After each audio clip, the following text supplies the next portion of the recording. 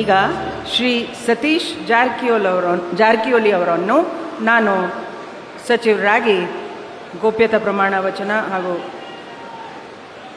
ಅಧಿಕಾರ ಪದವನ್ನು ಸ್ವೀಕರಿಸಲು ಕೋರುತ್ತೇನೆ. ನಾನು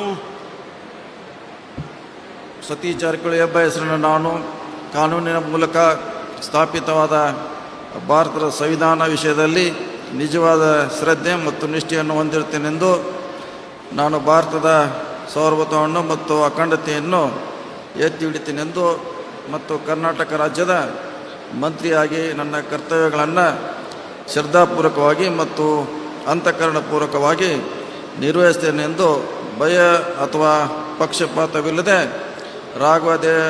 ರಾಗದ್ವೇಷ ಇಲ್ಲದೆ ಎಲ್ಲ ಬಗೆಯ ಜನರಿಗೆ ಸಂವಿಧಾನಕ್ಕೆ ಮತ್ತು ಕಾನೂನಿಗೆ ಅನುಸಾರವಾಗಿ ನ್ಯಾಯವಾದವನ್ನು ಮಾಡುತ್ತೇನೆ ಎಂದು ಶ್ರದ್ಧಾಪೂರ್ವಕವಾಗಿ ಪ್ರತಿಜ್ಞೆ ಮಾಡುತ್ತೇನೆ. ನಾನು ಸತೀಶ್ ಜಾರಕಿಹೊಳಿ ಎಂಬ ಹೆಸರನ್ನು ನಾನು ಕರ್ನಾಟಕ ರಾಜ್ಯದ ಮಂತ್ರಿಯಾಗಿ ನನ್ನ ಪರ್ಯಾಲೋಚನೆಗೆ ತರಲಾಗುವ ಅಥವಾ ನನಗೆ ತಿಳಿದ ಬರುವ ಯಾವುದೇ ವಿಷಯವನ್ನು ರಾಜ್ಯದ ಮಂತ್ರಿಯಾಗಿ ನನ್ನ ಕರ್ತವ್ಯಯುಕ್ತ ನಿರ್ವಹಣೆಗೆ ಅಗತ್ಯವಾಗಬಹುದಾದ ಸಂದರ್ಭವಲ್ಲದೆ ಅನ್ಯಥಾ ಯಾರೇ ವ್ಯಕ್ತಿಗೆ ಅಥವಾ ವ್ಯಕ್ತಿಗಳಿಗೆ ಪ್ರತ್ಯೇಕವಾಗಿ ಮತ್ತು ಪರೋಕ್ಷವಾಗಿ ತಿಳಿಸುವುದಿಲ್ಲ ಅಥವಾ ಬಹಿರಂಗಪಡಿಸಲು ಎಂದು ಶ್ರದ್ಧಾಪೂರ್ವಕವಾಗಿ ಪ್ರತಿಜ್ಞೆ ಮಾಡುತ್ತೇನೆ. ಧನ್ಯವಾದಗಳು ಸರ್. ಮಾನ್ಯ ಸಚಿವರು ಈಗ ಪ್ರಮಾಣ ವಚನಕ್ಕೆ ಸಹಿ ಮಾಡಲಿದ್ದಾರೆ.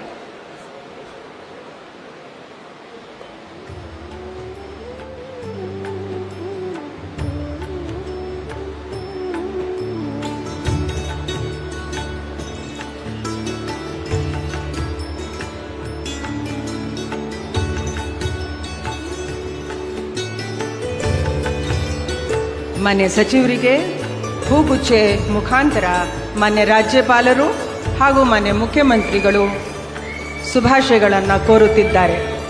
ಅಭಿನಂದನ್ ಸ್ವಾಗತ.